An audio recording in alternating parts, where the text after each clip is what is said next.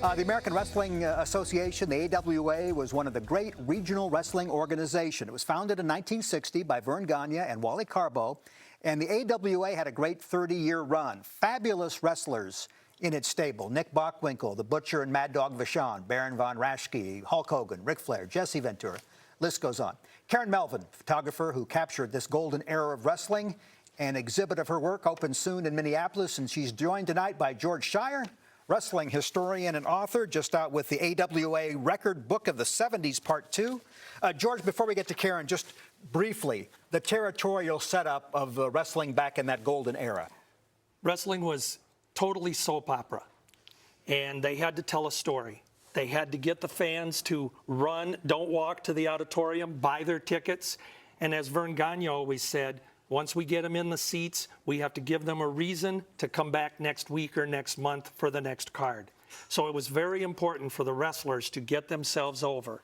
And I know Karen has taken some beautiful photos that we'll talk about one of them, but that was the whole story, that it was soap opera to get you to come back.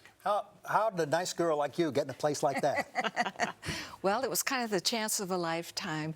And I was working as an intern at the Skyway News, and the Skyway News was the production people that created the programs for the cards. And so they needed photography, and I would so I was asked. I was working as an intern, and I was doing Mr. and Ms. Skyway, and someone in production just asked me to do it. And they asked, "Do you know anything about wrestling?" And I was like, "No." I didn't know a drop kick from, anything. A headlock, right? Yes. Let's see some of your pictures. We have to go through some of these, and this is going to be great. This is on the left, Baron von Raschke, and it looks like, is it Nord the Barbarian over there? Mongolian to the right? Stomper, isn't it? That looks like the Mongolian Stomper. Okay, yes. great, all right. But that's the Baron's classic move, the claw. Exactly. He had a Nazi gimmick, right? Yeah. Kind of his thing. Yeah. Now, it was said by Ken Patera that the action is real, the outcome is scripted. Yes? Very true. Yes. Very true. It was important for them to make it as real as possible so that the audience believed.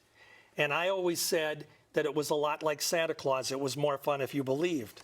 So that's what they did. Now, this is real. I mean, this is, in fact, it was Roger Kent. I think this would be Nick Bockwinkel with a crimson mask. That's what they used to say. Yes, they used to say and that. This moment was when Nick was a heel. And meaning a bad guy. A villain. Yeah. Yeah, he was evil. He was a bad guy.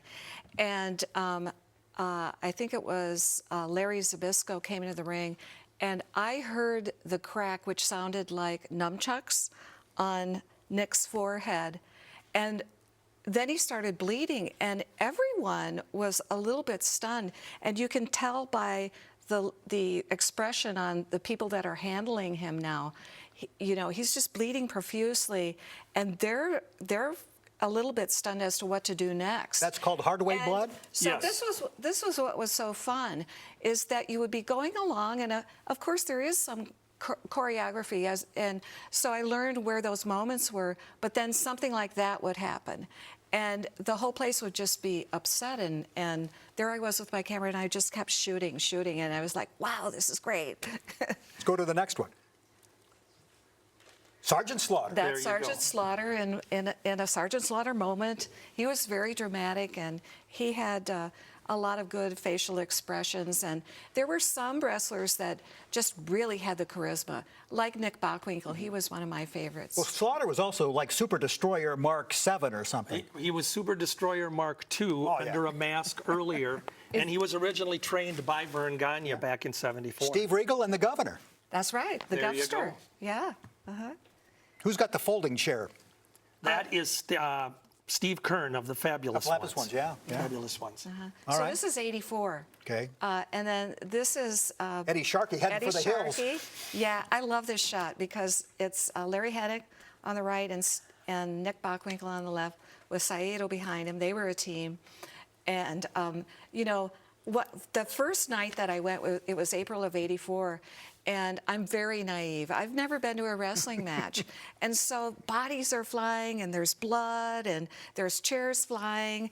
And I went home to my apartment, and I was like, oh, man's inhumanity to man. Oh, you know, it's so cruel. And You didn't know it was it was choreographed. you didn't know the outcomes were already scripted? Well, no, I didn't, because I was just fresh. You know, I was like, I Notice was how there's, naive. notice how there's always some folding chairs. Well, and they just happened to be under the ring for them to Exactly. get, but that, of course, was part Yeah, of the that's show. the Crusher. Buckwheat and Crusher, And yeah. Buckwheat. Yeah. Yeah. The Crusher is my Grandma Wurzer's favorite wrestler. I remember you told me that. Yes. And, Yeah. and Okay, this moment. This is the one we want to fabulous. Yeah. focus on. this was a classic story of Karen really catching the moment, because Jerry Blackwell in this particular picture was being turned from a heel, a villain, to a babyface, a good guy.